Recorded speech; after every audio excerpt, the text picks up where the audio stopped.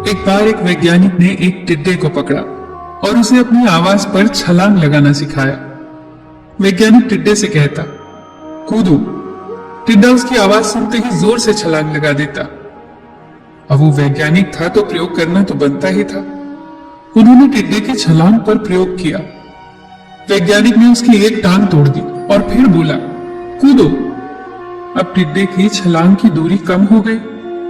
वैज्ञानिक ने उसकी दूसरी टांग तोड़ दी और फिर बोला, कूदो। टिड्डे की छलांग और कम हो गई। अब तोड़ी गई उसकी तीसरी टांग। छलांग की दूरी और कम हो गई। एक एक करके बेचारे टिड्डे की सारी टांगें तोड़ दी गई। अब आखिरी टांग टूटने पर जब उसे कहा गया कूदो, तो वो हिल भी नहीं पाया। अब वैज्ञानिक ने अपना निष्कर्ष अपनी डायरी में लिखा। जानते हो उसने क्या लिखा? जब टिड्डे की एक टांग तोड़ी गई तो वो थोड़ा बहरा हो गया। जब उसकी दूसरी टांग तोड़ी गई तो वो और बहरा हो गया। हर टांग टूटने के साथ वो और बहरा होता गया और सारी टांग टूटने के बाद वो बिल्कुल बहरा हो गया।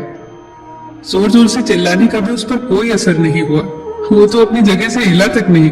छलांग लगाना तो दूर की बात थी। इस कहानी को सुनकर सभी को ऐसा ही लग रहा है ना कि क्या मूर्ख वैज्ञानिक था। इतनी सीधी सी बात उसे समझ नहीं आई। क्या कुछ लोग ये भी सोच रहे होंगे कि ये तो किसी बच्चे को भी पता है कि टिड्डे की छलांग उसकी टांग टूटने की वजह से कम होती जा रही थी, ना कि वो बहरा हो गया था। पर दोस्तों, हम सभी जीवन में कई बार ऐसे ही मूर्ख बन जाते हैं। कई बार जीवन में दो घटनाएं एक साथ ऐसे घटती हैं कि उनका एक दूसरे से कोई संबंध होता ही नहीं, फिर भी ऐसा लगता है कि गहरा संबंध है। कभी कभी दिखता कुछ और है, हमें समझ कुछ और आता है और वास्तव में होता कुछ और है।